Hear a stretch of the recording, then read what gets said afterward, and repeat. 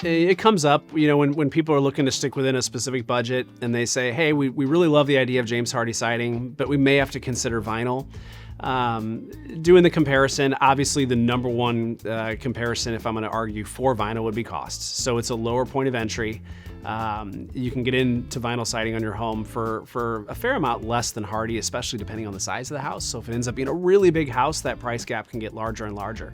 What I would say about vinyl, again, besides the cost, some of the pros, typically you spray it off with a garden hose. There's really not much caulk going on with vinyl. So there's not a lot of maintenance over that 25-year span. The downside to vinyl is that it can get brittle over time. It does start to lose its sheen much more quickly than Hardie does in terms of color, so it can start to look washed out and kind of faded.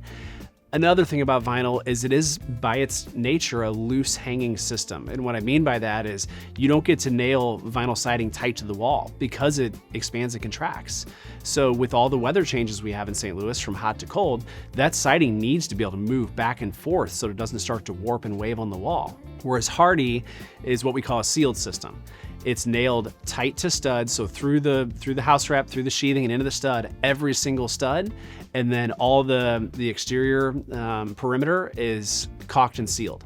So it really is a water and airtight system versus vinyl that hangs much more loosely on the wall. Now, good vinyl sidings, you can hang them and they actually hold up to about 150 mile an hour wind. So we don't get concerned with the vinyl products we're using blowing off the wall, but you still hear more of that noise coming through it. Whereas Hardie it's kind of like brick. It's a very tight sealed system on the house. Again, there's a much longer list of pros with James Hardie than there are vinyl. But if cost is a big concern or you're thinking about moving in the next year, maybe we explore the vinyl option in that case.